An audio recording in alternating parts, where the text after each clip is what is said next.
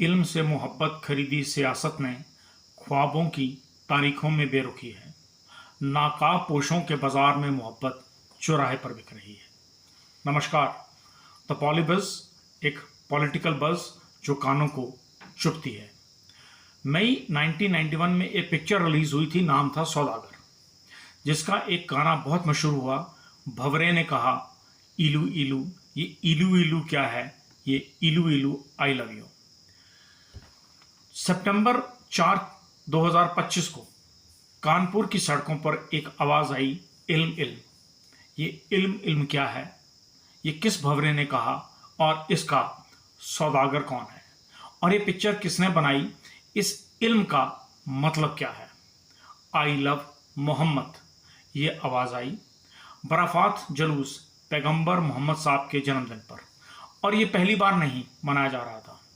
पैगंबर मोहम्मद साहब का जन्म दुनिया में अन्य देशों में भी मनाया जाता है, पर वहाँ ऐसी आवाज़ें नहीं सुनती हैं। तो भारत में इसका प्रारूप अलग क्यों? आखिर देश का सौहार्दपूर्ण माहौल को कौन बिगाड़ रहा है? सियासत की वो कुंजी या चाबियां आखिर कहाँ से घुमाई जा रही हैं, और यह जानना ज़रूरी है। इस पूरी स्क्रिप्ट के पीछे IMC, इत्तेहाद मिलत काउंसिल है, एक राजनीतिक दल है जो बाकायदा इलेक्शन कमीशन, जिसके समान में क्या कहते हैं राहुल जी, मैं बोलना नहीं चाहता, भारत से मान्यता प्राप्त है। और आपको जानकर प्रसन्नता होगी कि भारत की सेक्युलरवादी पार्टी कांग्रेस का सहयोगी दल भी है। 2009 में IMC ने कांग्रेस के समर्थन दिया था, और 2012 में 10 सीटें देने की कांग्रेस ने पेशकश भी की थी, और 2022 में IMC ने कांग्रेस को पुनः समर्थन दिया। सवाल ये पैदा होता है कि पोलराइजेशन की ज़रूरत क्यों पैदा हो रही है? क्या वोट चोरी वाला पैंतरा फेल हो गया है?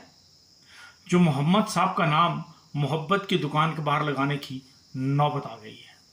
नारे सेकुलरवाद के, इरादे तनाव के, तो कभी जातिवाद के, बातें गंगा जमुना तहजीब की और डुबकी जॉर्डन की नदी में। गौरतलब है, मोहम्मद साहब से प्यार का इजहार केवल भाजपा शासित राज्यों में ही हो रहा है, या उन राज्यों में हो रहा है जहां कांग्रेस मित्र समर्थित सरकारें नहीं हैं, जबकि मोहम्मद साहब के चाहने वाले तो हर जगह रहते हैं। प्रारंभिक जानकारी में IMC द्वारा यह प्रोपेगेंडा रचा गया, जिसके social media accounts, WhatsApp groups और ईमेल से यह जानकारी नीचे तक गई है। जबकि विरोध में तो आवाज़ आनी चाहिए थी आई नीड रोजगार, पर आवाज़ आई आई लव मोहम्मद।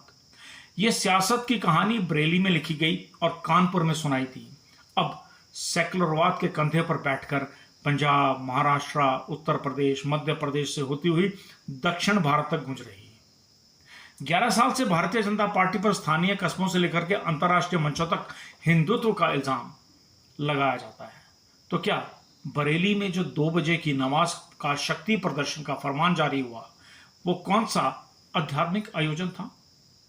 बेहतर होता बेरोजगार सड़कों पर लड़ते रोजगार के लिए, शिक्षा के अधिकार के लिए, सामाजिक समरसता के अधिकार के लिए, लेकिन इसे ना तो सेकुलरवादी और ना ही अंतर्राष्ट्रीय एजेंसियां सहयोग करेंगी, क्योंकि कांग्रेस शासित राज्यों में बेरोजगारों के आंकड़े भारत में नमाज पढ़ने वालों से ज़्यादा हैं। धारा 144 के मध्य धार्मिक आयोजनों पर प्रतिबंध लग सकता है, लेकिन राजनीतिक रैलियों पर नहीं। भारत के विशेष समुदाय को समझना चाहिए कि उन्हें कौन इस्तेमाल कर रहा है और क्यों कर रहा है, और क्या हासिल हो रहा है। मोहब्बत की दुकान किसी और की चल रही है, और नफरत का सामान तुम बन रहे हो। नमस्कार।